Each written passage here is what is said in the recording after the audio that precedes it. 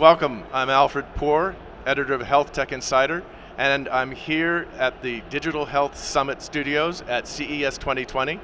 And I'm pleased to be talking with Dr. Chris Boone. He's the Vice President for Global Medical Epidemiology and Big Data Analysis Lead for Pfizer.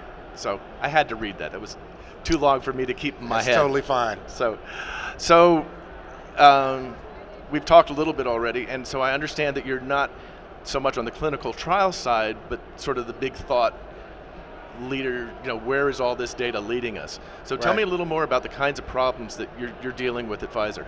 Yeah, it's important to note that I actually report to the Global Chief Medical Officer at Pfizer, Dr. Mace Rothenberg, and we sit in a division called Worldwide Research, Development, and Medical. I have to think about that.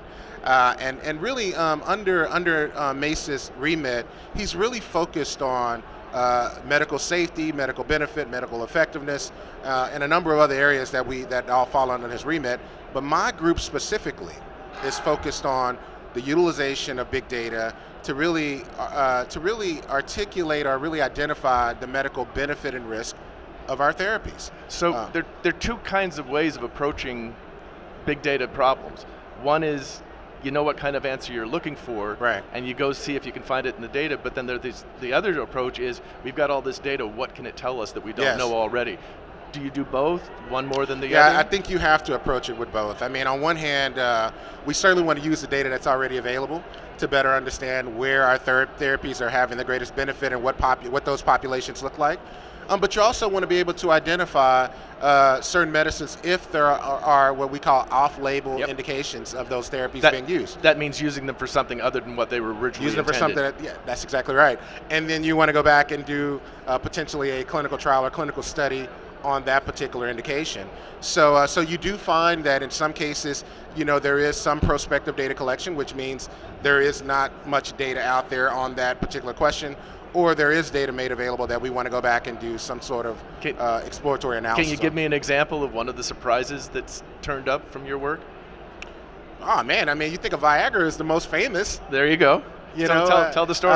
Where it was originally, I mean, it went into clinical trial as a cardiac drug, and they found some other clinical benefits of using that particular therapy, right? There you go, exactly. So that's probably one of the more famous scenarios of how the power of big data, before we were even really referencing it in that particular instance, of how it can be utilized. So what do you think some of the next big achievements are going to be for your group? What are some of your hopes? I think we're going to continue to move forward with trying to think through alternative ways to really get to regulatory approval using big data.